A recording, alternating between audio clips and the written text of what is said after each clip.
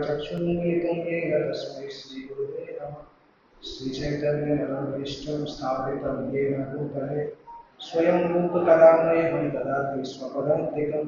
वन्देऽहं श्रीगुरो श्रीयुतपदकमलं श्रीगुरुं वैष्णवांश्च श्रीरूपं साग्रजातं सहगं रघुनाथान्वितं तं सजीवं साद्वैतं सावधूतं परिजनसहितं कृष्णचैतन्यदेवं श्रीराधाकृष्णपादान् सहगं ललिता श्रीविशाखान्वितंश्च नमो विष्णुपादाय कृष्णपृष्ठाय भूतले श्रीमते भक्तिवेदान्तस्वामिनिति नामिने नमस्ते सारस्वते देवे गौरवाणी प्रचारिणे निर्विशेषशून्यवादी पाश्चात्यदेशतारिणे नमो महावदन्याय कृष्णप्रेमप्रदायते कृष्णाय कृष्णचैतन्यनामने गौरत्वसे नमः। हे कृष्ण करुणा सिंधु दीनबन्धु जगत्पते गोपेश गोपिका कान्त राधाकान्त नमोस्तुते तप्त कांचन गौरांगी राधे वृंदावनेश्वरी वृषभानुसुते देवी प्रणमामि हरिप्रिये वाञ्छाकल्पतरुभ्यश्च कृपा सिन्धुभ्येव च पतितानां पावनेभ्यो वैष्णवेभ्यो नमो नमः। जय श्री कृष्ण चैतन्य प्रभु नित्यानंद श्री अद्वैत गदाधर श्रीवासदि गौर भक्तवृंद हरे कृष्ण कृष्ण कृष्ण हरे हरे हरे राम राम राम हरे हरे।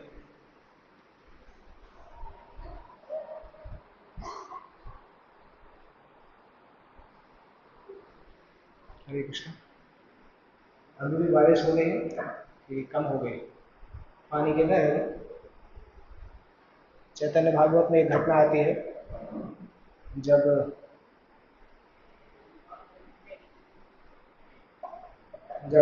अद्वैत आचार्य चैतन्य महाप्रभु को प्रसाद के लिए इनवाइट करते हैं और चैतन्य महाप्रभु के साथ बहुत सारे सन्यासी और कुछ भक्त लोग उनके साथ चलते थे जहाँ भी जाते थे। सन्यासी लोग कई बार अपने असिस्टेंट्स को लेकर चलते हैं क्योंकि सन्यासी ज़्यादा प्रसाद नहीं लेते हैं और जो भक्त हैं वो ज़्यादा खिलाना चाहते हैं। तो उसके बीच का सॉल्यूशन यही निकलता है कि कुछ ऐसे असिस्टेंट साथ में ले चलें जो कि सारा प्रसाद खत्म कर दें, तो उनके ऊपर ब्लेम नहीं आता है।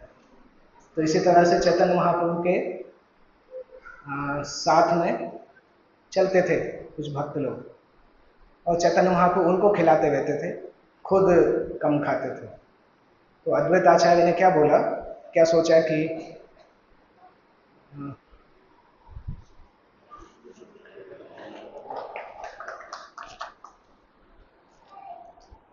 अद्वैताचार्य कई बार बुला चुके थे, चैतन्य महाप्रभु सबको कई बार प्रसाद सर्विस किए थे। तो उन्होंने सोचा कि कभी तो ऐसा हो कि केवल चैतन्य महाप्रभु को प्रसाद कराने का मौका मिले, कि क्योंकि सबके साथ आते हैं तो चाहे भगवान कुछ लेते नहीं हैं, सबको खिला देते हैं। कभी अगर भगवान अकेले आएंगे तो मैं उनको जी भर के खिला सकता हूँ। तो चैतन्य महाप्रभु को इनवाइट करने के बाद, घर आने के बाद उन्होंने इंद्रदेव को आदेश दिया या रिक्वेस्ट किया। चैतन्य भागवत में तो लिखा है कि रिक्वेस्ट किया, पर एक्चुअल में आदेश दिया होगा क्योंकि वो विष्णु है और इंद्रदेव है। तो उनसे बोला कि आप ऐसा करिए, चैतन्य महाप्रभु जैसे ही मेरे घर के पास आ जाए इतना तेज बारिश करिए कि कोई और नहीं आ पाए। तो उस दिन इवेंचुअली ऐसा हुआ, चैतन्य महाप्रभु जल्दी निकल आए और जैसे ही वो इनके घर के पास आए इतनी तेज बारिश हुई कि बाकी सन्यासी ब्रह्मचारी कोई नहीं आ पाए। तो अद्वैत आचार्य बहुत खुश हो गए कि आज मुझे महाप्रभु को अकेले प्रसाद कराने का मौका मिलेगा। तो जितना प्रसाद उन्होंने 5, 6, 10 लोगों के लिए बनाया था सब कुछ चैतन्य महाप्रभु को खिला दिया। कटोरी खाली होती थी फिर से भर देते थे, फिर खाली होती थी फिर भर देते थे। चैतन्य भागवत में आता है कि अद्वैत आचार्य की जिंदगी भर की जो इच्छा थी उन्होंने पूरी कर दी उसको। तो वो मुझे घटना क्यों याद आया, क्योंकि जब बारिश होती है तो जिसकी तीव्र इच्छा है वही आता है सुनने के लिए। तो कभी कभी भगवान बारिश इसीलिए करते हैं कि देखते हैं कितने लोग तुरंत यूट्यूब लाइव पे आ जाएंगे। जिसकी इच्छा थोड़ी सी भी कम होगी तुरंत यूट्यूब लाइव पे आ जाएगा। तो सोचेगा कि अरे क्यों, क्या करेंगे, इतना कठिनाई हो रहा है, रोड भी हो सकता है उतना ठीक नहीं हो। तो भगवान कई बार टेस्ट करते हैं कि कितना एक्चुअल में सुनना चाहते हैं। अगर सुनना चाहेंगे तो आ जाएंगे। जैसे विलू मंगल ठाकुर को जब इच्छा थी वैश्या के पास जाने की, तो डेड बॉडी के ऊपर जाके भी नदी पार करके चले गए थे बारिश होते हुए। उतनी इच्छा हमें कथा सुनने की नहीं है, ऑब्वियसली नहीं हो सकती है कि हम नदी पार करके डेड बॉडी के ऊपर आ जाएं, परंतु उतना डिमांड भी नहीं किया जा रहा है। डिमांड तो ये किया जा रहा है कि 4 व्हीलर में बैठ के थोड़ा बारिश हो रहा है तो आ जाए मंदिर तक। अच्छा है, आप लोग इवेंचुअली कई लोग आ गए थे। मैं मुझे से पूछ रहा था कि आपने प्रसाद इतने लोगों का बनाया है, मुझे लगता है प्रसाद फेंकने वाला है। तो ठीक है, समय पर बारिश भी कम हो गई। आज हम ये टॉपिक डिस्कस करने वाले हैं। ये महत्वपूर्ण टॉपिक है, इन जनरल भी महत्वपूर्ण टॉपिक है, पर विशेष रूप से जन्माष्टमी का अवसर था इसलिए मैंने सोचा कि इस टॉपिक को लेना चाहिए। इस टॉपिक के साथ साथ ये भी असाइनमेंट है, आज और कल ये जो क्लासेस होगी इसके बाद आपको जाके ये चैप्टर भागवतम में से पढ़ना भी होगा, तभी आप ये समझ पाएंगे। क्योंकि मैं जो भी डिस्कस करूंगा वो प्रभुपाद जी के तात्पर्य से ही करने वाला हूँ, परंतु तब भी सारी चीजें डिस्कस नहीं कर पाऊंगा।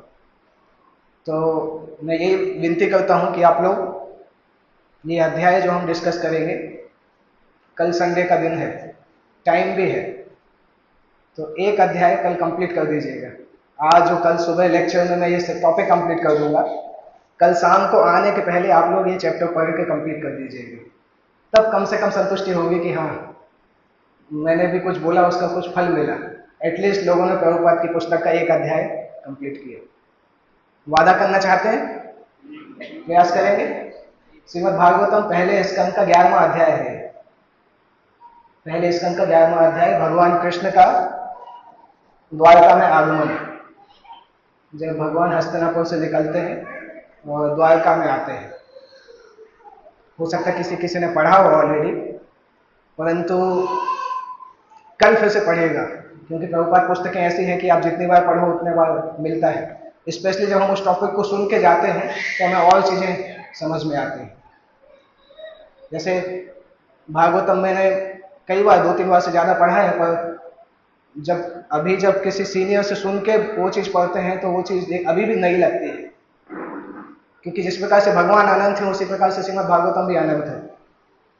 उसको कोई 1-2 बार 4 बार 10 बार पढ़ के भी समझ पाए, क्लेम करे कि मैंने सब समझ लिया है, तो कठिन है। इवन भगवद गीता भी छोटी सी किताब है, पर हम जिंदगी में पढ़ेंगे तो भी नहीं समझ पाते।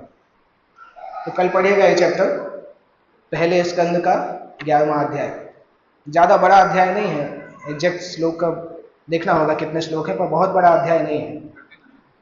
हाँ 39 श्लोक है टोटल। उसके पहले वाला अध्याय मैंने यहाँ पे डिस्कस किया था लास्ट ईयर जब मैं आया था, भगवान कृष्ण का हस्तिनापुर से प्रस्थान। किसी को याद है कि डिस्कस किया था? ये याद है, एटलीस्ट वो याद है तो अच्छा है, मतलब बड़ी बात है कि क्या डिस्कस किया था। क्योंकि उसमें से मैंने एक टॉपिक लिया था, हालांकि पूरा चैप्टर डिस्कस नहीं किया था, और इस बार भी मैं श्योर हूं कि हम पूरा चैप्टर डिस्कस नहीं कर पाएंगे, क्योंकि शुरू के तात्पर्य बड़े बड़े लिखे हैं प्रभुपाद जी ने, और हमारे पास समय है केवल 2-2.5 घंटे का समय है टोटल, आज का और कल का मिला के। तो हम स्टार्ट करते हैं। जब भगवान कृष्ण हस्तिनापुर से जा रहे थे, तो सबसे पहले तो पहली बार जब हस्तिनापुर से जा रहे थे तो युधिष्ठिर महाराज ने उनसे बोला कि कुछ दिन और रुक जाइए, और भगवान ने उसको लिटरली ले लिया। कुछ दिन की बजाय कुछ महीने रुक गए। हमारे केस में थोड़ा अलग होता है, 1 हफ्ते का बोलो तो 1-2 दिन रुक जाते हैं, पर यहाँ पे भीष्म देव ने 2-4 दिन का बोला, भगवान 2-4 महीने रुक गए। दैट मीन्स भगवान के पास भी टाइम होता है। हमारे पास टाइम नहीं हो भले, तो भगवान के पास टाइम होता है। प्रभुपाद जी जैसे भक्तों के पास टाइम होता था, हम आज कल डिस्कस कर रहे थे कि प्रभुपाद इतने बिजी रहते थे तब भी 45 मिनट में प्रसाद लेते थे, मॉर्निंग वॉक भी करते थे, मसाज भी करते थे, और साथ साथ संस्था भी चलाते थे। तो अगर कोई व्यक्ति की प्रायोरिटीज उसको पता है तो टाइम मैनेजमेंट उसके लिए बहुत ईजी हो जाता है। टाइम मैनेजमेंट कोई कठिन बात नहीं, अगर हमें ऑलरेडी पता है कि हमारी प्रायोरिटीज क्या है। तो टाइम मैनेजमेंट के लिए बहुत बड़े बड़े सेमिनार की जरूरत नहीं पड़ती है, वो आसानी से आ जाता है। तो भगवान तो ऑलरेडी सारी चीज़ों के वो हैं, तो भगवान वहां पर रुकते हैं, तो उसके बाद जब जाते हैं तो वो जाने का वर्णन 10वें अध्याय में किया गया है, किस प्रकार से हस्तिनापुर के जो भक्त हैं वो भगवान को विदा देते हैं।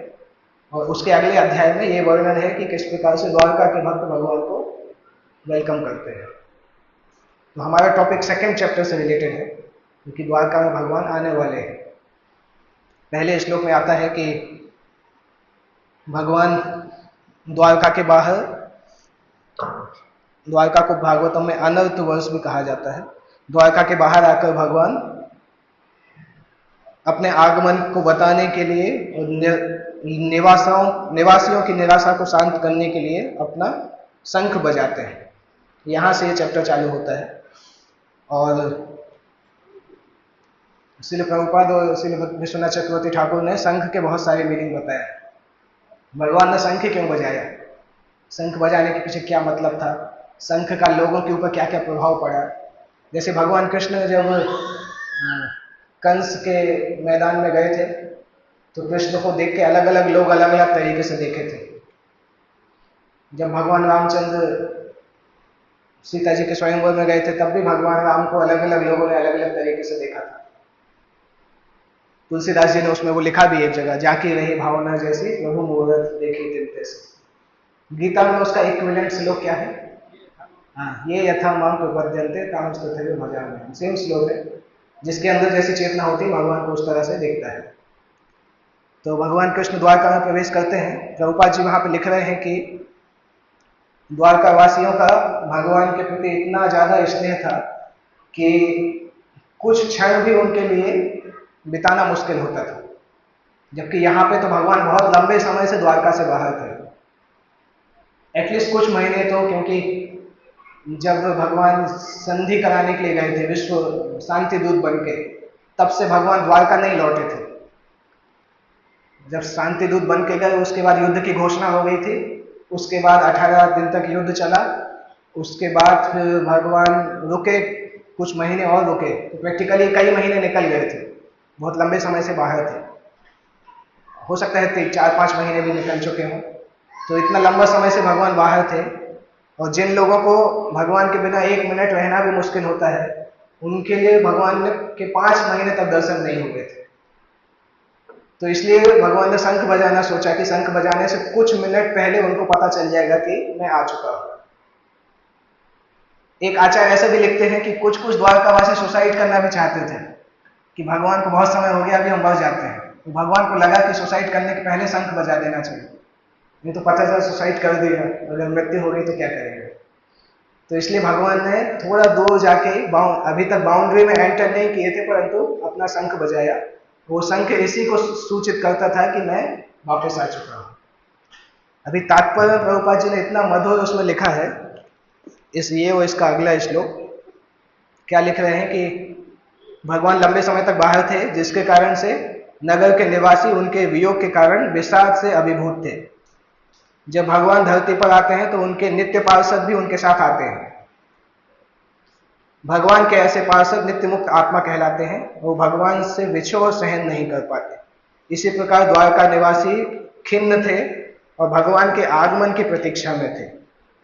इसलिए शुभ शंख की आगमन सूचक ध्वनि अत्यंत उत्साहवर्धक थी, और इस ध्वनि से उनकी खिन्नता का शमन हुआ। तो भगवान को देखने के लिए बहुत इच्छुक थे और ठीक से स्वागत करने के लिए चौकन्ने हो गए। ये भगवान के प्रति प्रेम के लक्षण हैं। भगवान के प्रति प्रेम के 2 लक्षण हैं। लास्ट में लिखा है कि भगवान को अपने बीच में देखने के लिए अत्यंत इच्छुक होना और ठीक से स्वागत करने के लिए चौकन्ने होना।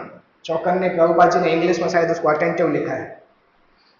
तो अगर कोई व्यक्ति क्लेम करता है कि वो भगवान कृष्ण को प्रेम करना चाहता है या प्रेम करने का प्रयास करता है, तो उसके उन प्रयासों में ये 2 वस्तुएं दिखनी चाहिए। भगवान का संग प्राप्त करने की इच्छा, या भगवान जहां पे है वहां जाने की इच्छा, और दूसरा भगवान को स्वागत करने के लिए चौकन्ने होना, अटेंटिव होना। इंग्लिश में देखेंगे क्या लिखा है एग्जैक्टली चौकन्ने का? लास्ट लाइन, पहले श्लोक, पहले तात्पर्य का अंतिम लाइन में लिखा है। किसी के पास अगर इंग्लिश बुक है, हाँ, अलर्ट लिखा हुआ है। तो भगवान का संग प्राप्त करने की इच्छा और उनका स्वागत करने के लिए अलर्ट होना। ये अलर्टनेस को प्रभुपाद जी बताते थे कि व्यक्ति जब डिटेल्स पे ध्यान देता है उसका मतलब वो अलर्ट है। जो व्यक्ति जितना भी अगर हम किसी व्यक्ति की सेवा अच्छे से करते हैं, उसको प्रेम करते हैं, तो आप देखेंगे कि जनरली उसको वेलकम करने के लिए हम बहुत डिटेल तक ध्यान रखते हैं। जैसे एक मंदिर में एक गेस्ट आए, प्रभुपाद जी के एक शिष्य हैं, शंकरसन दास अधिकारी, दीक्षा गुरु है। तो अमेरिका में वो रहते हैं पर पूरी दुनिया में विजिट करते हैं। तो वो एक मंदिर में आए, वो और उनकी वाइफ दोनों वहां पे मंदिर में आए। तो गेस्ट रूम में वो रुके थे। तो गेस्ट रूम में देखा कि उनके पास एक चाबी थी। उन्होंने किसी को बोला नहीं, गेस्ट डिपार्टमेंट में एक चाबी उनके पास था। वही प्रभु जी यूज करते थे तो माता जी यूज करते थे। तो एक बार मंदिर के जो भक्त थे उन्होंने देखा कि माता जी के पास चाबी थी, वो माता जी नहीं दिख रही थी। तो प्रभु जी गेट के बाहर वेट कर रहे थे। तो प्रभु जी ने किसी से मांगा नहीं, परंतु वो भक्त ने जाके दूसरा चाबी दे के दिया उनको। और वो देख के वो खुश हो गए कि बिना मांगे व्यक्ति को इतना ध्यान है कि हाँ 2 लोग हैं तो कम से कम 2 चाबी देना चाहिए। तो वो कहलाता है कि अगर हम किसी की सेवा करने में अगर हम चौकन्ने हैं तो हमें पता होगा कि उसकी बिना बताए हुए भी क्या इच्छाएं हैं, और वो इच्छा भी हम पूरा करने के लिए तैयार होंगे। सामान्यतः वैष्णव अपनी इच्छा बताते नहीं हैं, डिवोटीज अपनी इच्छा कम ही बताते हैं। तो हम जितने चौकन्ने होंगे उतना हम एहसास कर सकते हैं कि उसको क्या क्या जरूरत होती है। नॉर्मली जब हम ये बड़े फेस्टिवल्स करते हैं, जीबीसी मीटिंग ऑर्गेनाइज होती है या मंदिर इनॉग्रेशन होता है, तो उसमें हम देखते हैं जिनका स्पेशली गेस्ट रिसेप्शन का सेवा है, उनको पहले से ट्रेनिंग दिया जाता है कि गेस्ट अगर ये बोले तो उसको ये देना है, अगर नहीं भी बोले तो ये देना है, बोले तो ये करना है। सारी चीजें पहले से उसको वॉलंटियर्स को बताना पड़ता है, क्योंकि वो गेस्ट रिसेप्शन का वॉलंटियर जो है वो पूरे पूरे इवेंट की इमेज को डाउन कर सकता है अगर किसी एक गेस्ट को रिसीव करने में उसने मिस्टेक की। तो ये अलर्ट रहना बहुत आवश्यक है। भक्ति की प्रैक्टिस में चूंकि हम हर दिन ही भगवान को रिसीव करते हैं, हर दिन भगवान को 2 घंटे वेलकम करते हैं, इसलिए अलर्ट रहना बहुत जरूरी है। ऐसा नहीं कि कोई एक दिन हम गेस्ट रिसीव करते हैं, हर दिन भगवान कृष्ण को हम माला नाम लेते समय भगवान को वेलकम करते हैं। तो अलर्ट होना बहुत जरूरी है, क्योंकि हो सकता है एक व्यक्ति बोलने के लिए बोले कि हम भगवान को प्रेम करना चाहते हैं, और हो सकता है वो चैंटिंग करते समय मैसेज भी डाले कि ध्यान से जप करना चाहिए, परंतु नाम जप करते समय, माला करते समय अगर मोबाइल पर मैसेज डाल रहा है, इसका यही मतलब है कि वो खुद ही ध्यान से जप नहीं कर रहा है। तो फिर मैसेज डालने का क्या मतलब है? समझ में आया कि बोलना आसान है कि हाँ तो बहुत ध्यान से जप करना चाहिए, जप के समय ध्यान से सुनना चाहिए, परंतु वो माला कर रहा है, माला करते समय उल्टे हाथ से वो मैसेज डाल रहा है। तो क्या शो कर रहा है कि आप दुनिया को बता रहे हैं कि हम भगवान को बहुत प्रेम करते हैं, परंतु हम एक्चुअल में दिखा नहीं रहे हैं। वो शो ऑफ कहलाता है। कभी कभी कुछ भक्तों के व्हाट्सएप मैसेज हम देखते हैं, बहुत इमोशनल मैसेज होते हैं। ऐसा लगता है जैसे मछली पानी के बिना जिंदा नहीं रह सकती, वैसे ये भक्त भगवान के बिना जिंदा नहीं रह सकते। मैसेज देख के ऐसे ही लगता है, परंतु कभी उनके दूसरे मैसेज देखो तो अलग भी समझ में आता है। तो अगर हम 2 घंटे भगवान का नाम लेते समय अलर्ट नहीं है तो फिर 24 घंटे सेवा कैसे कर सकते हैं? तो भगवान के प्रति अलर्टनेस हमारी सबसे ज्यादा शो होती है भगवान के नाम का जप करते समय कितने अलर्ट है, भागवतम को सुनते समय या बोलते समय कितने अलर्ट है। अगर इन 2 चीजों में अलर्ट है तब आगे बात आती है कि बाकी सेवाओं में हम कैसे अलर्ट हो सकते हैं। तो ये इंपॉर्टेंट है। अगर हम भगवान को हृदय में रिसीव करना चाहते हैं, भगवान को अपने पास रखना चाहते हैं, तो उनको पहला प्रायोरिटी भी देना होगा। भगवान को यह दिखाना होगा कि आपसे ज्यादा इंपॉर्टेंट और कुछ नहीं है इस समय। तो तब फिर भगवान को भी लगेगा कि जो बोल रहा है एटलीस्ट वो हृदय से बोल रहा है, नहीं तो ऐसा लगता है कि बोलने के लिए बोलते हैं। क्योंकि शुद्ध भक्ति जागृत होने के पहले 2 कठिनाइयां आती हैं भक्तों के जीवन में। एक कठिनाई आती है, इंग्लिश में उसका है 2 obstacles to overcome before transcendental awakening. Prabhupada ji उसको लिखते हैं, कौन सी पुस्तक में,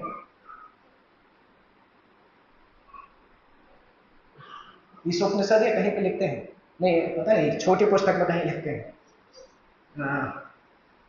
इमेजिनेटिव एक्सटेसी और मेंटल स्पेकुलेशन या कुछ लिखते हैं, mental speculation and imaginative ecstasy.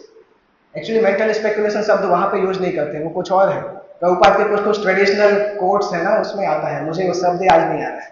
Second word तो मुझे याद है, आप लोग अगर कभी वेदावेश देखें तो उसमें जस्ट टाइप करिएगा इमेजिनेटिव एक्सटेसी, आपको मिल जाएगा। तो उसमें प्रभुपाद जी बताते हैं कि भक्ति में शुद्ध होने के पहले ये दो चीजें आती हैं। कुछ भक्त एक दिशा में चले जाते हैं जो बहुत ज्यादा सेंटिमेंटल हो जाते हैं, वो बहुत ज्यादा इमोशनल तरीके से बात करते हैं कि ओ भगवान तो मेरे लाला है, वो तो मेरा ब्रज में रहने वाला है। वृंदावन में कई लोग इस तरह से बात करते हैं। इस्कॉन के भक्तों में भी कई बार वो चीज आ जाती है। ब्रजवासियों में एक अलग बात है, उनको हम जज नहीं कर सकते, परंतु सामान्यतः हमें भगवान को लाला बोलना, राधा रानी को लाली बोलना, और ये तो हमारा साथ है, ब्रज का गोप है, ये जो बोलने की बातें हैं, ये बोलने की बातें एक्चुअली भाव भक्ति में आती हैं, जब व्यक्ति राग मार्ग पे आ जाता है। जब तक साधना मार्ग पे रहता है तब तक उसको ये सेंटेंस नहीं बोलना चाहिए। और जब व्यक्ति बहुत ज्यादा इमोशनल हो जाता है तो वो उस दिशा में चला जाता है। उसको प्रभुपाद जी बहुत डांटते थे, बोलते थे सहजिया, बोलते थे कि भगवान आपके छोटे भाई या आपके बालक जैसे थोड़े हैं, पहले उनको मालिक के जैसा सेवा करो, उसके बाद आगे की चीज आएगी। तो कभी कभी जब हम बहुत सेंटिमेंटली हो जाते हैं, इमोशनल हो जाते हैं, तो ये समस्या आती है कि हम इमोशनली भगवान को चीप लेने लगते हैं, या बोलने के लिए बहुत बड़ी बड़ी चीजें बोलते हैं परंतु एक्शन में वो नहीं दिखता है। वो एक घटना होता है, उसको बोला जाता है इमेजिनेटिव एक्सटेसी। प्रभुपाद जी उसमें बहुत डांटते थे, क्योंकि वृंदावन मंदिर में प्रभुपाद जी के समय एक गोपी भाव क्लब, इस्कॉन का एक हिस्ट्री में एक डिविएशन के जैसा आता है। गोपी भाव क्लब एक फेमस डिविएशन था, इस्कॉन वृंदावन में प्रभुपाद के समय हुआ था। वृंदावन के कुछ कुछ भक्त वृंदावन के बाबा जी के संपर्क में आके वो इस प्रकार से करने लगे थे कि मैं तो गोलोक धाम में मेरा ये रूप है, तो मैं अभी से उसी रूप की प्रैक्टिस करनी चाहिए। तो प्रभुपाद जी ने एक बार देखा कि उनके एक शिष्य मोर के जैसे चल रहे थे मंदिर में, अजीब अजीब तरीके से चल रहे थे। प्रभुपाद ने पूछा कि इसको क्या हो गया, ठीक से क्यों नहीं चल रहा है? तो उनको बताया कि राधा कुंड में एक बाबा जी ने इनको बोला कि ये तो गोलोक वृंदावन में मोर है। तो प्रभुपाद बहुत नाराज हुए, बोलते अभी अगर ऐसे चलते हुए मोर रहेगा तो गोलोक वृंदावन में मोर नहीं बनेगा, इसी संसार में मोर बन जाएगा, पशु की योनि मिल जाएगी। क्योंकि मरते समय अगर आप मोर के बारे में सोचोगे तो गोलोक धाम के मोर नहीं बनने वाले, इसी 84 लाख योनि वाले मोर बनने वाले। क्योंकि वो मोर की योनि सोचना तब होता है जब आप राग भक्ति में चले जाते हैं, साधना भक्ति से ऊपर पहुंच जाते हैं, तब वो चीजें आती हैं। तो इमेजिनेटिव एक्सटेसी कहलाता है कि कल्पना के आधार पर सोचना कि देखो मैं तो इतना आगे हूं, मैं इतना एडवांस हो चुका हूं, परंतु एक्चुअली व्यक्ति उतना एडवांस नहीं है, उसको बोला जाता है इमेजिनेटिव एक्सटेसी। ये एक प्रॉब्लम आती है। दूसरी प्रॉब्लम आती है मेंटल स्पेकुलेशन। मेंटल क्या बोलते हैं, सेंटिमेंटल, एग्जैक्टली इमेजिनेटिव एक्सटेसी और सेंटिमेंटल जो है ना वो मिलता जुलता शब्द है, उसका अपोजिट है मेंटल स्पेकुलेशन। मेंटल स्पेकुलेशन का मतलब कि कई नियमों के शॉर्टकट्स को ढूंढना और उसको अपने हिसाब से कस्टमाइज करने का प्रयास करना।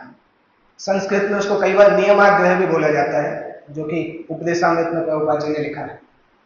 तो मेंटल स्पेकुलेशन में कई बार भक्त स्पेकुलेट करते हैं अलग अलग नियमों का। कोई चीज अगर हमें नहीं पता है परंतु आंसर देना तो हमारे इज्जत की बात हो जाती है, तो कुछ भी आंसर दे देते हैं, तो वो कहलाता है मेंटल स्पेकुलेशन। प्रभुपाद जी बोलते थे अगर नहीं पता है तो नहीं बोलना चाहिए, क्योंकि आपके बोलने की कोई वैल्यू नहीं है जब तक आपके 200-250 ग्राम के दिमाग से निकल के आ रहा है। जब वो शास्त्र से निकल के आ रहा है तभी उसकी वैल्यू है, नहीं तो दुनिया में 700 करोड़ लोग बोल ही रहे अपने अपने दिमाग से, कौन कितना वैल्यू है उसका। तो जब हम एक्चुअल में शास्त्र से बोलते हैं तब उसका वैल्यू होता है। तो मेंटल स्पेकुलेशन वो बोला जाता है जब हमें वस्तु नहीं पता है तब भी हम उसको अपने दिमाग से उसको बता के समहाउ आगे बढ़ना चाहते हैं। तो ये दो, शुद्ध भक्ति तक पहुंचने के पहले ये दो ऑब्स्टेकल्स को क्रॉस करना पड़ता है। दो ऑब्स्टेकल में कहीं भी फंस जाते हैं तो आप दूसरे रास्ते में चले जाते हैं। इन दोनों को क्रॉस करते हुए बीच के रास्ते से जाते हैं, तब साधना भक्ति को क्रॉस करके आगे जा पाते हैं। ये कैसे आया था पॉइंट? ये हमारे टॉपिक से रिलेटेड नहीं था। ओके, अलर्टनेस से आया होगा। चौकन्ने की बात कर रहे थे ना। तो इस प्रकार से भक्ति लता का विकास कैसे हो रहा है उसको देखने के लिए चौकन्ने होना चाहिए, तब हम भक्ति की प्रक्रिया में आगे बढ़ पाएंगे और सही रास्ते पे जा पाएंगे। दूसरा, इच्छा भी होनी चाहिए, क्योंकि पहला क्वालिफिकेशन इसमें इच्छा दिया था। इच्छुक होना चाहिए भगवान के संग में जाने के लिए। जैसे शिक्षाष्टकम में हम देखते हैं कि युगायतम निमेषेण चक्षुषा प्रावसायितम, कि भगवान के वियोग में एक एक क्षण युग के जैसा प्रतीत होता है। यही मीनिंग है ना उसका, एक एक क्षण युग के जैसा प्रतीत होता है भगवान के वियोग में। वो ये गोपियों का स्तर है। उस तरह से हमारे केस में भगवान के संयोग में एक एक क्षण युग जैसा लगता है। जब माला में 2 घंटे निकालते हैं ना, तो ऐसा लगता है कब खत्म हो जाए। एक एक मिनट में घड़ी देखते हैं कि ये 6 मिनट में ये माला हो जाए, अभी 15 माला बाकी है, अभी 14 बाकी है, अभी 13 बाकी है। तो हमारे केस में उल्टा होता है, एग्जैक्टली उल्टा होता है। गोपियों को भगवान के वियोग में क्षण युग के जैसा लगता था, हमें भगवान के साथ रह के क्षण युग के जैसा लगता है। ऐसा लगता है कब साथ छूट जाए, कब 16 माला खत्म हो जाए, उसके बाद हम भगवान से मिलेंगे ही नहीं, पूरा दिन नहीं देखेंगे, माला की तरफ देखेंगे ही नहीं। 17th माला तो भूल ही जाओ, कभी कभार एकादशी पे हो जाए तो हो जाए। तो सोच सकते हैं कि वो स्तर है और हम सोच रहे हैं कि इच्छुक कैसे होंगे, और फिर हम दिखाते भी हैं कि नहीं नहीं भगवान से हम बहुत प्रेम करते हैं। तो अगर कोई व्यक्ति खुद थोड़ा इंट्रोस्पेक्शन करने वाला होगा तो उसको समझ में आ जाएगा कि ये दिखावा है, डुप्लिसिटी है। एक तरफ भगवान के नाम करते समय हमें एक एक क्षण युग जैसा लगता है, दूसरी तरफ व्हाट्सएप पे पोस्ट करते समय, इंस्टाग्राम पे पोस्ट करते समय हम ऐसे बताते हैं जैसे वृंदावन के पीछे हम मरे जा रहे हैं। तो वो दिखावा ही हुआ ना। अगर वृंदावन के प्रति इतना आकर्षण होता तो नाम करते समय रोते नहीं। तो हम कुछ और स्तर पे हो, संसार को कुछ और दिखाना चाहते हैं, या तो वो दिखावा बंद करना चाहिए या उस स्तर तक पहुंचना चाहिए। दोनों चीज होना चाहिए, तब वो सत्य होगा। नहीं तो डिफरेंस बहुत दिखाई देता है। एक तरफ वही व्यक्ति जब बात करता है तो वो बहुत ऊंची तरीके से बात करता है, और जब उसकी भक्ति की प्रैक्टिस देखते हैं तो उसमें वो नहीं दिखता है। तो वो दिखावा नहीं होना चाहिए, क्योंकि दिखावे से हम भी संतुष्ट नहीं रहते हैं, भगवान भी संतुष्ट नहीं रहते। तो ये इच्छुक का मतलब होता है कि एटलीस्ट हम जेन्युइनली इच्छा तो करें। तो अगर हमारा स्तर नहीं है वो, तो हम जिस स्तर पे नहीं हो उस स्तर का दिखावा नहीं करें। दिखावा करना भी अच्छा नहीं, क्योंकि भगवान कपट व्यक्ति को पसंद नहीं करते हैं। जो व्यक्ति अलग तरीके से दिखाता है भगवान पसंद नहीं करते हैं, भगवान के भक्त भी पसंद नहीं करते हैं। भक्ति एक्चुअली बहुत सिंपल प्रोसेस है, बहुत आसान प्रोसेस है। प्रॉब्लम यह है कि हम लोग बहुत कॉम्प्लेक्स हो चुके हैं। तो भक्ति जो बहुत कठिन है ना, वो हमें कठिन लगने लगती है क्योंकि हम कॉम्प्लेक्स हो गए। नहीं तो भक्ति बहुत आसान है। सिटी कल्चर में हम भले ही देख सकते हैं कि भक्ति कठिन लग रहा है, परंतु आप जस्ट इमेजिन करिए 50-100 साल पहले जब भारत में विलेज का कल्चर था, सामान्य चीजें जो करने में हमें मुश्किल होता है ना, सुबह 4 बजे उठना, सुबह सुबह रामायण पढ़ना, ये सब आप हमारे देखें, अगर हमारे दादाजी परदादा लोग, इनके लिए बोलना थोड़ी पड़ता था। जो हम भक्ति की मॉर्निंग प्रोग्राम का काम करते हैं उनके डेली रूटीन में बचपन से ही कर रहे थे, बिना किसी के बताए हुए। तो जितना व्यक्ति का लाइफ स्टाइल सिंपल रहता है, भक्ति उसको उतना सिंपल लगता है। जितना वो अपना लाइफ स्टाइल को कॉम्प्लेक्स करके रखता है, तो भक्ति करना उसको कॉम्प्लेक्स लगने लगता है, क्योंकि भक्ति अपने आप में सिंपल चीज है, बहुत कठिन नहीं है। जब हम दिमाग बहुत लगाते हैं तब कठिन हो जाती है। तो जब भक्ति हमें कठिन लग रही हो ना, तब ध्यान देना चाहिए कि हमारा जीवन हम थोड़ा कॉम्प्लेक्स कर रहे हैं, उसको थोड़ा सिंपल लेके जाएंगे तो भक्ति आसान लगने लगता है। क्योंकि नेचुरली भक्ति आसान है। क्या करना है? नाम का जप करना है, अध्ययन करना है, सेवा करना है। उसमें इतना कोई कॉम्प्लेक्सिटी नहीं है, तो हमारा माइंड उसके अंदर कॉम्प्लेक्सिटी प्रेजेंट करता है। ओके, अभी भगवान को वेलकम करने के लिए अगर हम देखें तो द्वारकावासी में कौन कौन सी मेन क्वालिटीज थी। एक तो हमने ये देखा अटेंटिवनेस, अलर्टनेस। दूसरा हमने देखा इच्छा।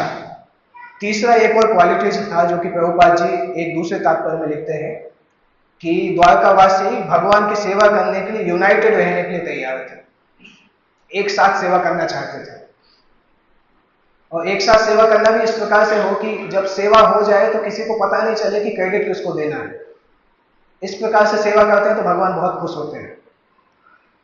आपके पास अगर कोई मोबाइल में हिंदी का भागवतम है, किसी के भी पास, तो उसमें एक श्लोक खोलिए, चौथे स्कंद का 30वां अध्याय 8वां श्लोक, 4:38। चौथा स्कंद 30वां अध्याय 8वां श्लोक। और मुझे दीजिए गौतम, ध्यान से सुनिएगा। अभी हमने जो डिस्कस किया उसी के ऊपर प्रभुपाद जी ने लिखा है।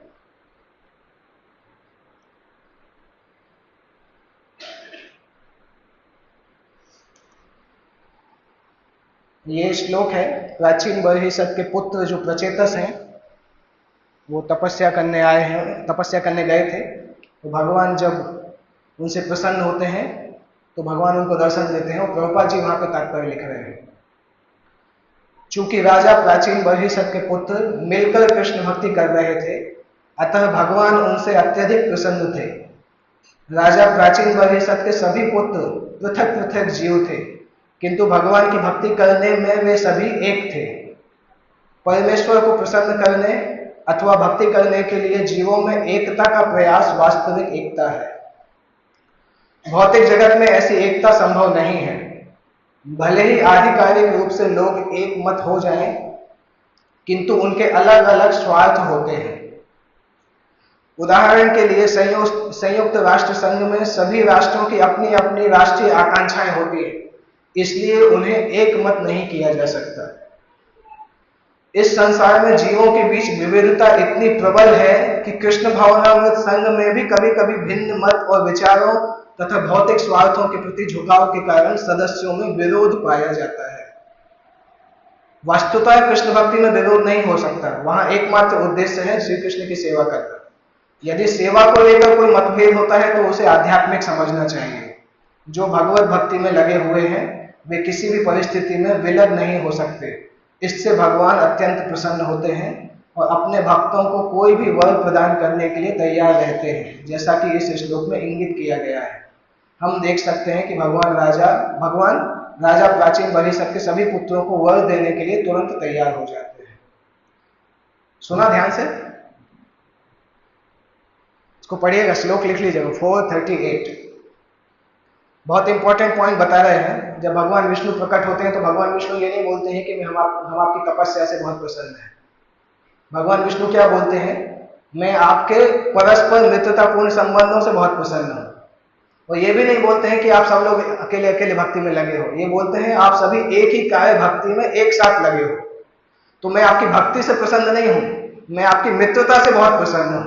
भक्ति से तो ऑब्वियसली प्रसन्न होंगे ही, परंतु जब कोई व्यक्ति अकेला भक्ति करे और जब बहुत सारे लोग मिलकर एक साथ भक्ति करके सेवा करें तो भगवान की प्रसन्नता दुगनी, चुगनी, चतुर्गुनी, 100 गुनी हो जाती है। और प्रभुपाद जी का तात्पर्य आप पढ़ेंगे, प्रभुपाद जी क्या लिख रहे हैं कि भौतिक जगत में एकता संभव नहीं है। ऑफिशियली हो सकता है लोग एकजुट हो जाएं, परंतु एकजुट नहीं होते, क्योंकि हर व्यक्ति का अपना स्वार्थ होता है। इसलिए प्रभुपाद जी यूनाइटेड नेशंस का उदाहरण दे रहे हैं कि सारे देश एक साथ हैं, परंतु सबका अपना अपना स्वार्थ है, इसलिए एक साथ नहीं होते हैं। और जीवों के अंदर ये अलग अलग रहने की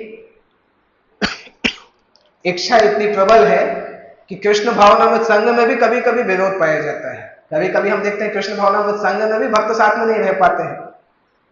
उनके भिन्न मत होते हैं, विचार होते हैं और भौतिक स्वार्थों के प्रति झुकाव। 3 कारण प्रभुपाद जी लिख रहे हैं। अलग अलग मत होते हैं, 2 कारण, अलग अलग मत या विचार, और दूसरा भौतिक स्वार्थों के प्रति झुकाव। इस कारण से कृष्ण भावनामृत संघ में भी कभी कभी यूनिटी नहीं दिखती है। एक लेक्चर में परम पूज्य भक्ति चारू स्वामी महाराज बताते थे कि इस्कॉन इतना बड़ा संस्था है और हम इतने ज्यादा यूनाइटेड भी नहीं, तब भी इस्कॉन इतना तेजी से बढ़ रहा है। तो इमेजिन करिए जिस दिन यूनाइटेड हो जाएंगे उस दिन क्या होगा। हम तो दुनिया को ही जीत सकते हैं। तो कृष्ण भावनामृत संघ में अगर कभी कभी सदस्यों में विरोध पाया जाता है, उसके ये 2 ही कारण हो सकते हैं, या तो भिन्न मत या विचार या भौतिक स्वार्थों के प्रति झुकाव। अगर ये 2 कारण नहीं होंगे तो यूनिटी हो सकती है। क्योंकि प्रभुपाद जी आगे क्या लिख रहे हैं कि एक्चुअलिटी में कृष्ण भक्ति में कोई 2 विचार नहीं होते हैं, एक ही विचार होता है कि कृष्ण की शुद्ध रूप से सेवा करनी है। और अगर सभी सदस्य यही चाहते हैं कि कृष्ण की शुद्ध रूप से सेवा करनी है तो फिर कृष्ण भक्ति में यूनिटी पॉसिबल है, फिर लड़ाई नहीं हो सकती है। क्योंकि अगर नहीं हो रहा है उसके कारण ये दो चीजें हैं जिसके कारण से यूनिटी नहीं आ पा रही।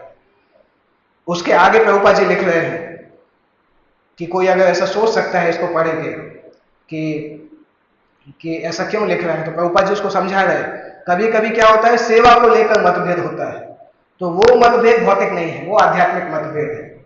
मान लो अगर दो पुजारी में लड़ाई हो जाए कि जन्माष्टमी के दिन भगवान को ब्लू ड्रेस पहनाना है कि येलो पहनाना है, तो वो जो लड़ाई है वो भौतिक लड़ाई नहीं है, वो आध्यात्मिक लड़ाई है।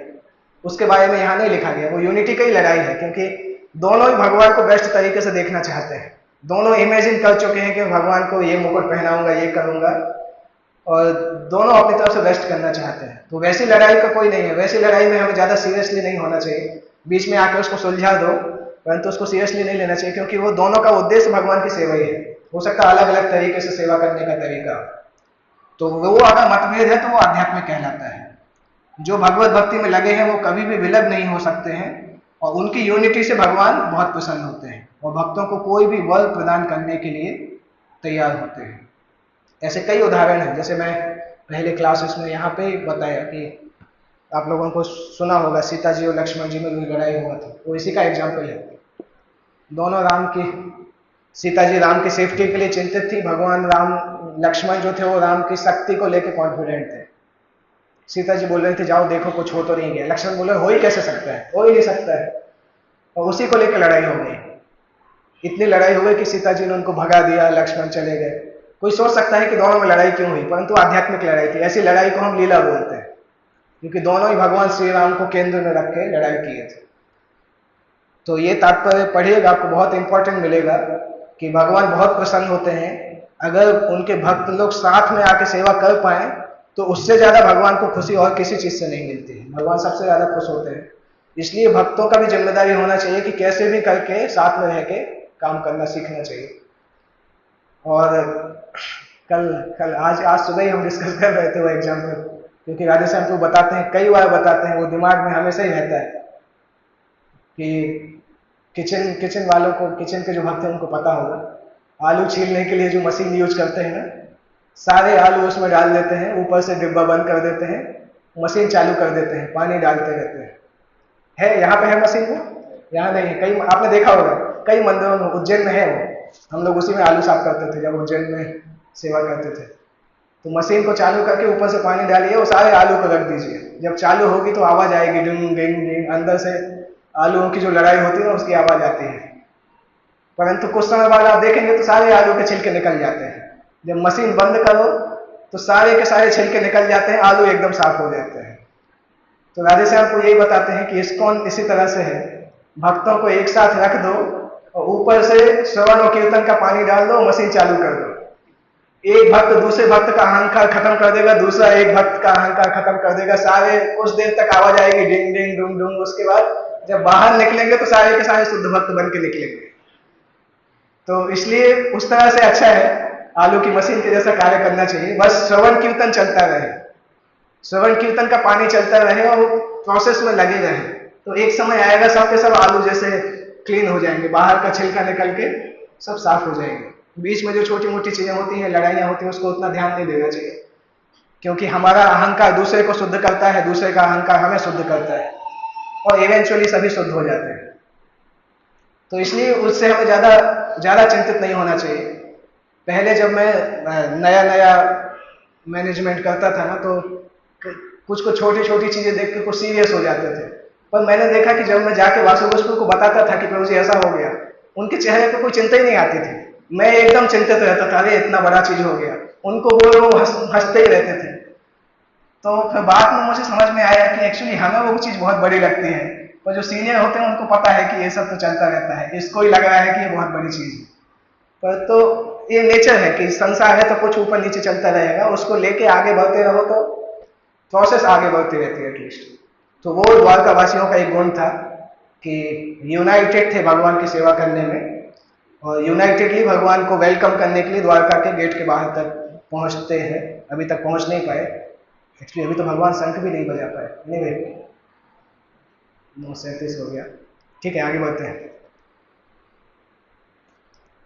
अगले श्लोक में प्रभुपाद जी लिख रहे हैं कि द्वारकावासी जो अटेंटिव थे उसका एक और लक्षण था कि जब जैसे ही उन्होंने भगवान कृष्ण का शंख का ध्वनि सुना तो अपने सारे के सारे कार्य छोड़ के वो भगवान को वेलकम करने के लिए पहुंच जाते हैं।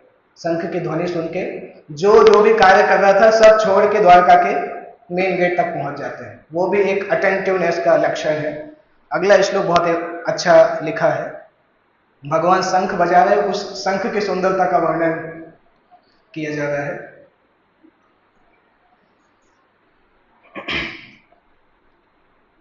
स उच्चका से धवलोद, भगवान के जो होंठ हैं, होंठ भी भगवान के लालिमा वाले होंठ हैं।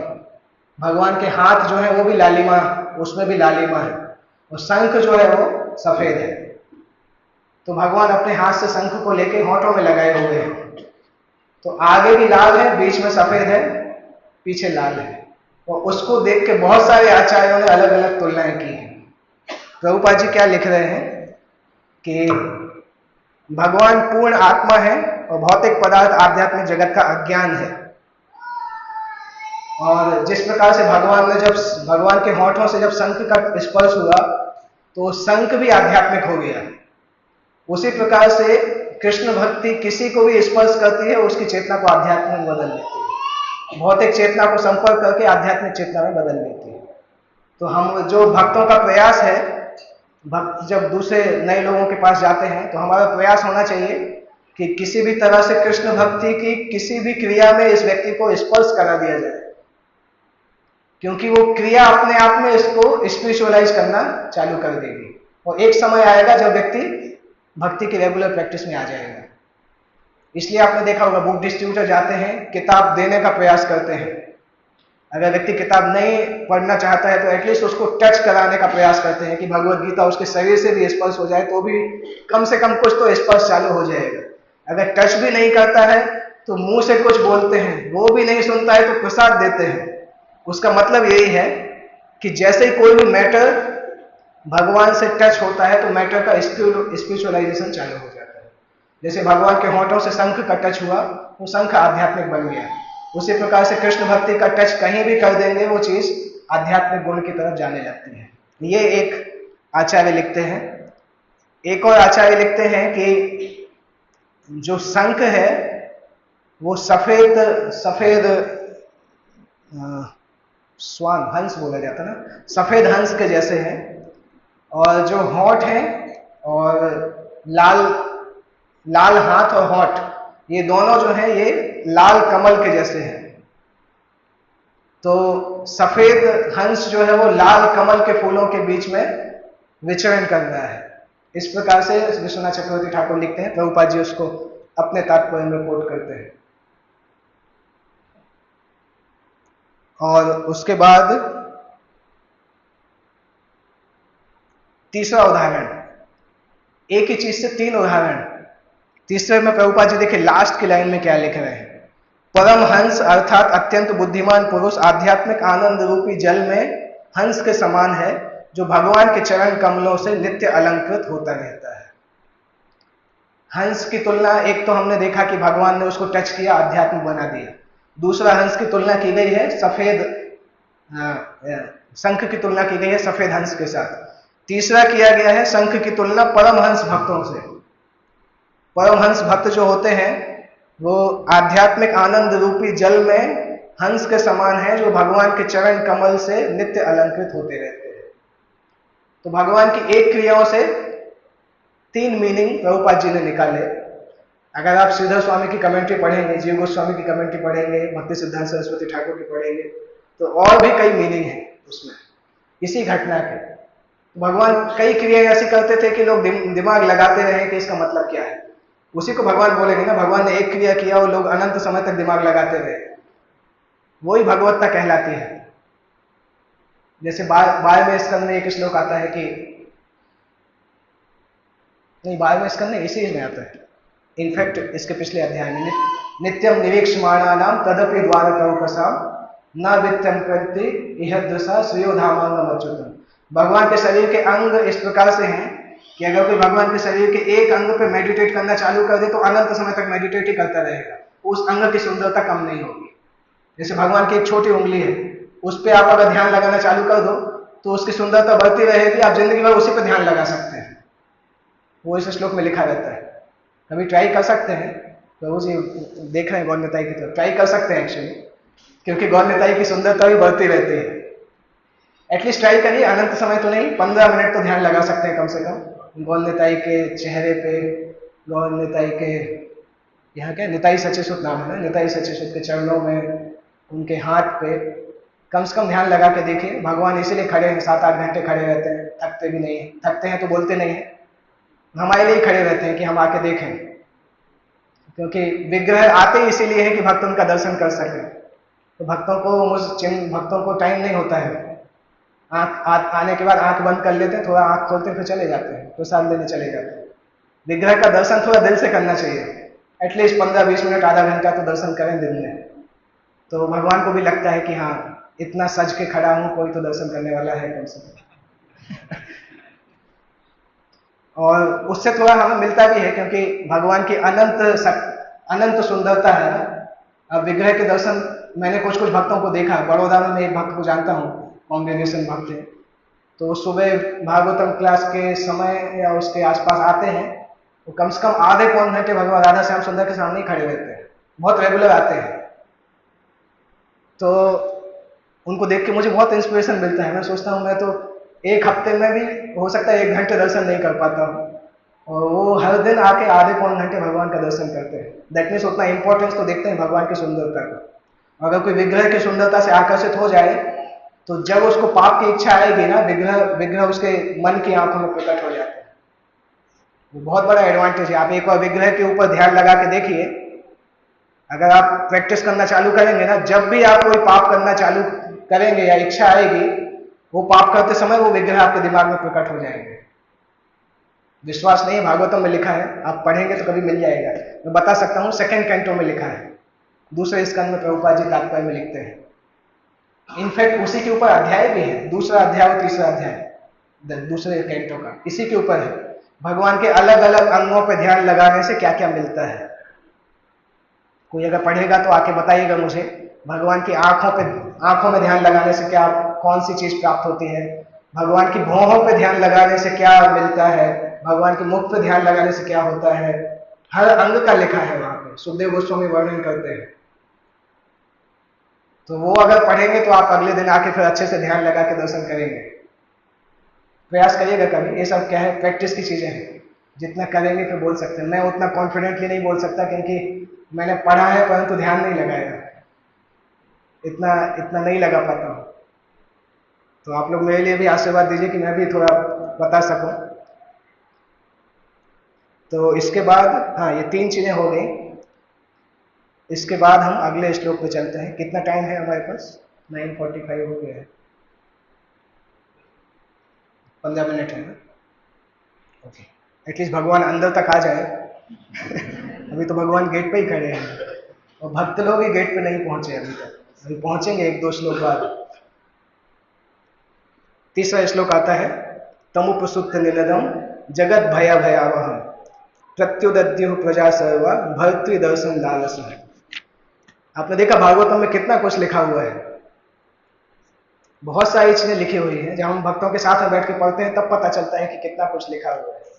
मेरी इच्छा है इस प्रकार से भागवतम के हर सेक्शन पढ़ने की, क्योंकि जब मैं भक्तों के साथ पढ़ता हूँ तो मुझे भी कई चीजें याद आती हैं जो कि अकेले पढ़ने में याद नहीं आती। और इतना बड़ा ग्रंथ है कि कभी पॉसिबल ही नहीं हो पाएगा जिंदगी में कि पूरे सारे के सारे सेक्शन इस प्रकार से पढ़ पाए। तो तीसरे श्लोक में बताया गया है, तम उपसुप्त निनदम, उस शब्द को सुन के जगत भय भयावहम, संसार का भय जो कि सभी जीवों को भयभीत बनाता है, वो भय भी भगवान के शंख को सुन के भयभीत हो गया। वो भय जिससे संसार के सारे लोग भयभीत होते हैं, उस भय ने जब भगवान के शंख को सुना तो वो खुद भी भयभीत हो गया। इसका मतलब क्या है?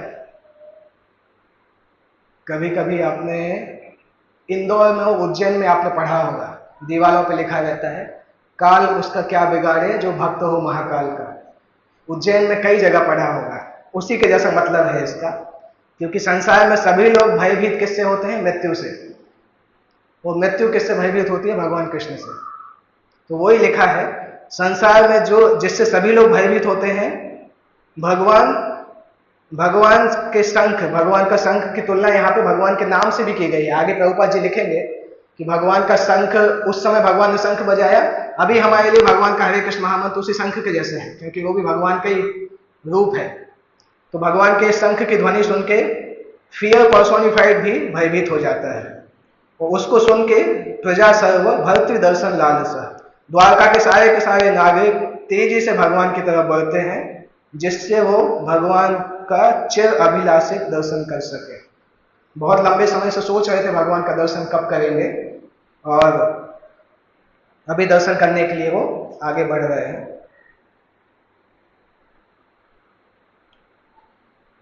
भगवान इस प्रकार से लीला करते हैं। विशेष रूप से आप देखेंगे भगवान के वृंदावन लीला में ऐसे कई बार होता है कि भगवान एक विशेष क्वालिटी शो करते हैं कि भगवान हालांकि परम सत्य हैं, परंतु झूठ बोलते हैं। एब्सोल्यूट ट्रूथ स्पीक्स लाई। जो परम सत्य है वही झूठ बोलता है। जो सारे संसार को मुक्त करता है वो खुद ही बंध जाता है। लिबरेटर्स बिकम्स बाउंड। तो कई वृंदावन के लिए भगवान ऐसा कॉन्ट्रडिक्शन करते हैं कि अगर कोई भक्त नहीं है तो कंफ्यूज ही हो जाता है कि ये हो कैसे सकता है। वो भगवान केवल इसीलिए करते हैं कि वो अपनी भगवत्ता से ज्यादा इंपॉर्टेंट भक्तों का प्रेम समझते हैं। इसलिए एक टॉपिक है, कभी समय मिला तो डिस्कस करेंगे, can God B not God? कभी ऐसा हो सकता है कि भगवान भगवान नहीं हो? उस टॉपिक में हम ये डिस्कस करते हैं, वो एक अलग टॉपिक है। तो इसी थीम पे है कि भगवान किन किन अवस्थाओं में अपनी भगवत्ता को भूल जाते हैं। तो द्वारका के वासी भी उस तरह से थे, क्योंकि द्वारका के वासी जो हैं वो ब्रह्मज्योति के जो लोग हैं उनसे ज्यादा फॉर्चुनेट हैं, वैकुंठ वासियों से ज्यादा फॉर्चुनेट हैं, और अयोध्या वासियों से ज्यादा फॉर्चुनेट है। द्वारका से ऊपर केवल मथुरा आता है, मथुरा मतलब वृंदावन। तो ऑलमोस्ट ब्रह्मांड में सेकंड नंबर की पोजीशन पे फॉर्चुनेट है। ब्रह्मांड मतलब पूरा क्रिएशन और जो भी आध्यात्मिक संसार है। तो द्वारका वासियों में भी कई ऐसे लोग थे जो कि भगवान की भगवत्ता को पूरी तरह से नहीं जानते थे। इसी कैंटो में आएगा, अगले भगवान जब जाते हैं ना 14वें अध्याय में, 13वें 14वें अध्याय में आएगा एक जगह पे, प्रभुपाद जी लिखते हैं कि कुछ कुछ द्वारकावासी सोचते थे कि भगवान परमात्मा जो है वो कृष्ण के रूप में आए हैं। तो उस तात्पर्य में प्रभुपाद जी लिखते थे कि कई द्वारकावासियों को भगवान का वास्तविक रूप पता नहीं था। और प्रभुपाद जी लिखते हैं जो भगवान के रूप, वास्तविक रूप के प्रति जितना अज्ञानी होता है वो उतना ही भक्ति में ऊंचा होता है। जब मैं पहली बार पढ़ा तो मैं सोचा शायद लिखने में मिस्टेक हो गई है। क्या लिख रहे हैं प्रभुपाद जी? भगवान के रूप के बारे में जो व्यक्ति जितना अज्ञान होता है भक्ति में उतना ही ऊंचा होता है।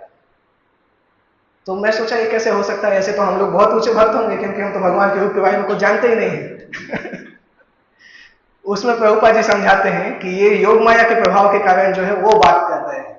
जब योग माया के प्रभाव में होता है तो जो भक्त भगवान की भगवत्ता को जितना ज्यादा भूल जाता है उतना एडवांस माना जाता है। ब्रजवासी भगवान की भगवत्ता को भूल जाते हैं, उनको सामान्य अपने जैसा ट्रीट करते हैं। उसमें भी आप देखेंगे ब्रज में भी जो माधव रूप में है वो भगवान को डांट भी देते हैं। राधा रानी कई बार भगवान से मिलना नहीं चाहती है, भगवान आते हैं मिलना है, बोलते नहीं मिलना है, भाग जाओ। तो उस तरह से देखा जाए तो भगवान के रूप के प्रति वो अज्ञान हो जाते हैं, वास्तविक स्थिति के प्रति। पर वो स्थिति योग माया के द्वारा आती है। तो जो भगवान की वास्तविक अवस्था के प्रति जितना अज्ञानी होते हैं वो उतने एडवांस होते हैं गोलोक वृंदावन में। तो उससे कम होता है द्वारकावासी। द्वारका में कुछ लोग कम अज्ञानी होते हैं, कुछ लोग ज्ञानी होते हैं। उससे नीचे आता है वैकुंठ, वहां पे सब लोग जानते हैं कि भगवान भगवान है। तो यहां तक 3 योग माया में आते हैं, उसके पीछे पे भौतिक संसार आ जाता है। तो यहाँ पे अज्ञान जो है वो उसकी डेफिनेशन बदल जाती है। समझ में आया कॉन्सेप्ट आपको? जो कॉन्सेप्ट यहाँ पे अप्लाई नहीं होता वो वहां पे अप्लाई होता है।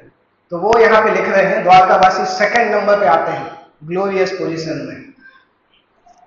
तो भगवान के बारे में जब उन्होंने सुना तो गेट की तरफ पे आ रहे हैं। प्रभुपाद जी तात्पर्य में लिखते हैं कि भगवान कृष्ण के समय द्वारका में जो नागरिक रहते थे वे सभी मुक्त जीव थे, जो भगवान के दल बल के साथ अवतरित हुए थे।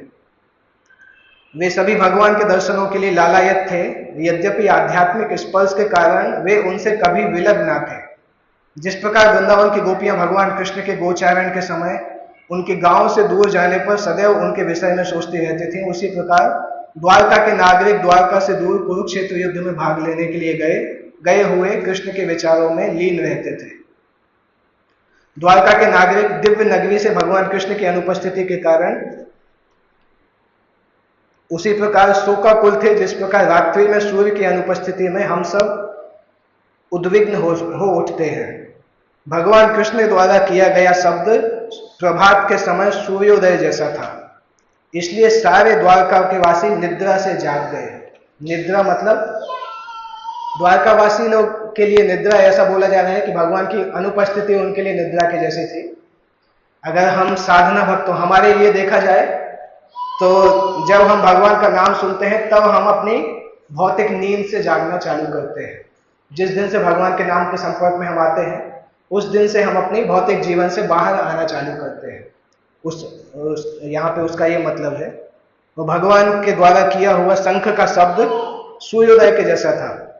तो द्वारका वासियों के लिए भगवान का अनुपस्थिति रात्रि के जैसा था, तो भगवान जैसे ही आए तो वो सूर्य के प्रकाश के जैसा था, क्योंकि कृष्ण रूपी सूर्य का उदय हो चुका था और वे सब फुर्ती से उनका दर्शन पाने के लिए उनकी ओर बढ़े। भगवत भक्त अन्य किसी को अपना रक्षक नहीं मानते हैं। भगवान का यह शब्द भगवान से अभिन्न है। यहाँ पे प्रभुपाद जी लिख रहे हैं, अभी हमने जो 10 मिनट पहले डिस्कस किया, प्रभुपाद जी यहाँ पे लिख रहे हैं, भगवान का यह शब्द भगवान से अभिन्न है। जैसा कि हम भगवान की अद्वैत स्थिति की व्याख्या करते समय बता चुके हैं, हमारी वर्तमान भौतिक स्थिति भय से ओतप्रोत है। हम अगली समस्या को ना जानने के कारण सदैव भयभीत होते हैं। यह सारा जगत समस्याओं से भरा पड़ा है, अतएव भय की समस्या सर्व प्रमुख रहती है। इसका कारण भगवान की माया के साथ हमारा सानिध्य है। फिर भी जब कभी भगवान की ध्वनि होती है जो उनके पवित्र नाम का प्रतिनिधित्व करती है, जैसा कि भगवान चैतन्य महाप्रभु ने निम्नलिखित 16 शब्दों द्वारा उच्चारित किया था, हरे कृष्ण कृष्ण कृष्ण हरे हरे, हरे राम राम राम हरे हरे। जब हम इसको सुनते हैं तो सारा भय भाग जाता है। हम इन शब्दों का लाभ उठाकर संसार की भयावह समस्याओं से उबर सकते हैं। भगवान कृष्ण के नाम, रूप और गुण, लीला का प्रभाव ऐसा है कि जिस व्यक्ति ने लीला देखा है डायरेक्टली, उससे भी ज्यादा फायदा उसको मिलता है जो उस लीला को सुनता है शुद्ध भक्तों से। उसका एक प्रूफ आता है 10वें स्कंद में, जब भगवान कृष्ण माखन चोरी करते थे तो अपने घर में चोरी नहीं करते थे। यशोदा के घर में जाके उन्होंने, क्योंकि इनिशियल में नहीं करते थे, बाद में वो सब जगह करने लगे थे, पर सामान्यतः वो यशोदा के घर में नहीं करते थे, दूसरे के घर में जाते थे।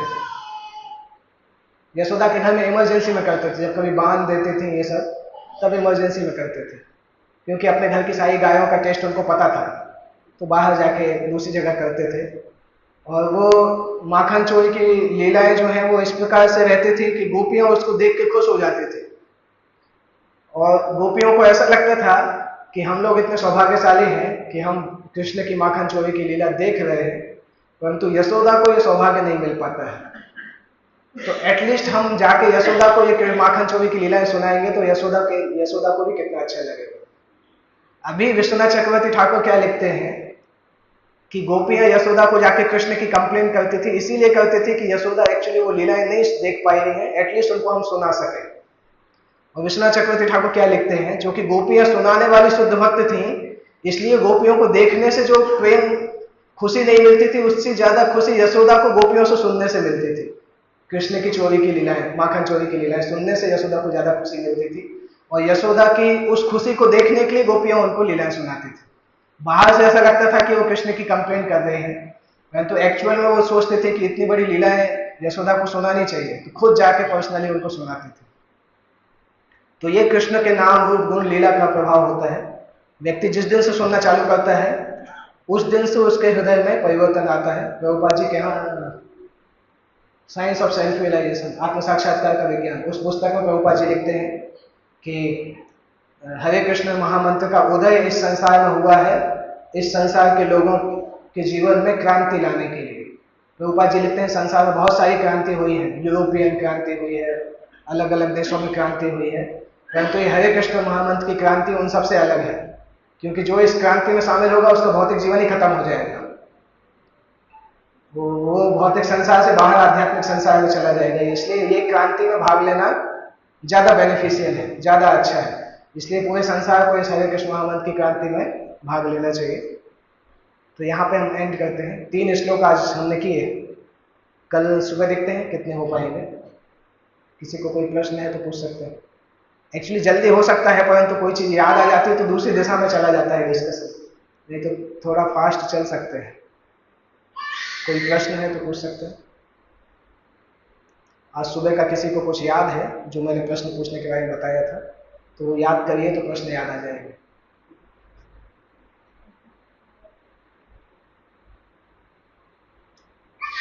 ओके, अगर कोई प्रश्न नहीं तो एंड करते हैं।